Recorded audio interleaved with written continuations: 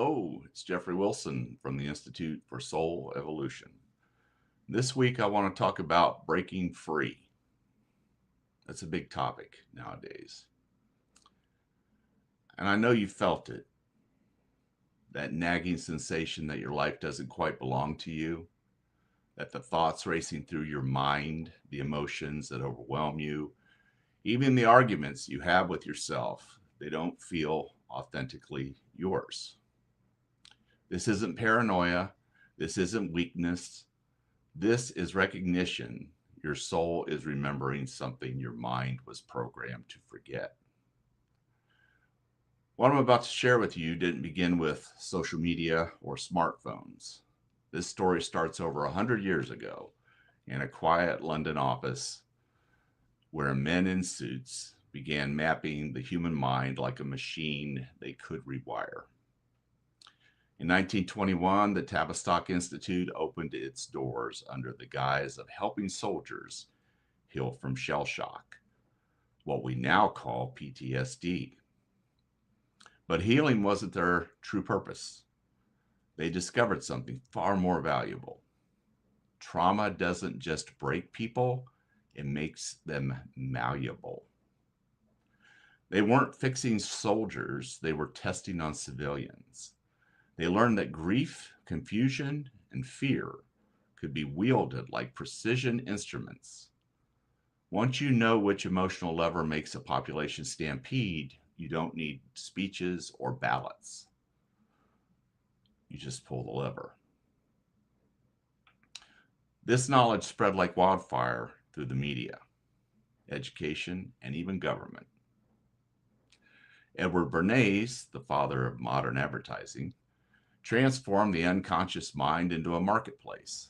He made women smoke cigarettes by branding them as torches of freedom. He convinced America that bacon and eggs were traditional breakfast food. It was all just an ad campaign. The CIA's Operation Mockingbird infiltrated newsrooms, placing operatives who didn't just influence stories, they wrote them. By the 1970s, over 400 journalists were on the CIA payroll, shaping the reality that millions trusted. Meanwhile, MK Ultra pushed even further, using electroshock therapy, LSD, and sensory deprivation to completely erase human identity. And then Dr. Ewan Cameron's psychic driving left patients unable to remember their own names, their families, even basic human functions. When these programs were exposed, the public gasped in horror. But by then, the techniques were already embedded in military and media playbooks worldwide. Today, they don't need pills, they use pixels. The pharmacy is your own brain chemistry, and the dosage is measured in headlines, hashtags, notifications, and endless scroll. Every swipe, every pause, every moment your attention lingers, it maps your nervous system for algorithmic control. These systems don't just recommend content, they condition your responses. They learn what spikes your stress hormones, what triggers your anger, what keeps you afraid, and they feed you more of that. Outrage is the cheapest lever to pull in a human being. That's why everything online feels like it's on fire. It doesn't matter what you're angry about, just that you are angry. Because anger glues your eyes to the screen. But here's what they never counted on. You are not just a mind to be programmed. You are a vibrational being, and your true frequency cannot be artificially manufactured or controlled. Every emotion, every thought, every state of being carries a specific vibration. The programming works by keeping you trapped in lower vibrational states, such as fear, anger, despair, confusion. These frequencies make you susceptible to external control. But you have the power to shift your vibration when you consciously raise your frequency through practices like meditation, breath work, spending time in nature, and especially vibrational healing. You begin to operate from a state that cannot be hijacked.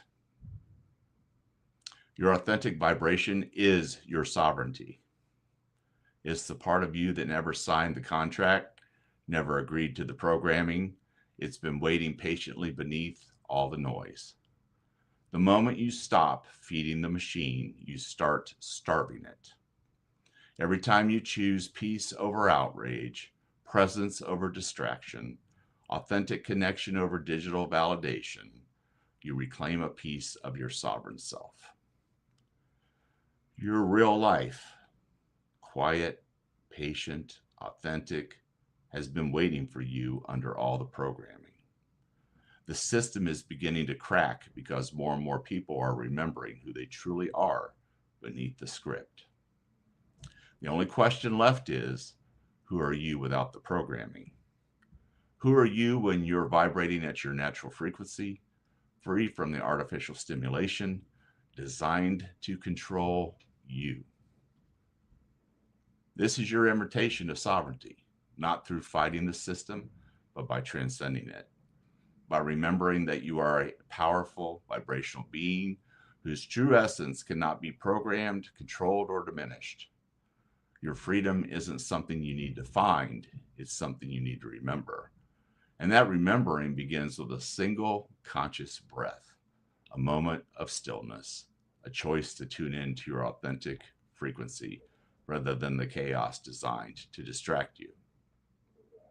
You are sovereign. You always have been. Welcome home. Much love.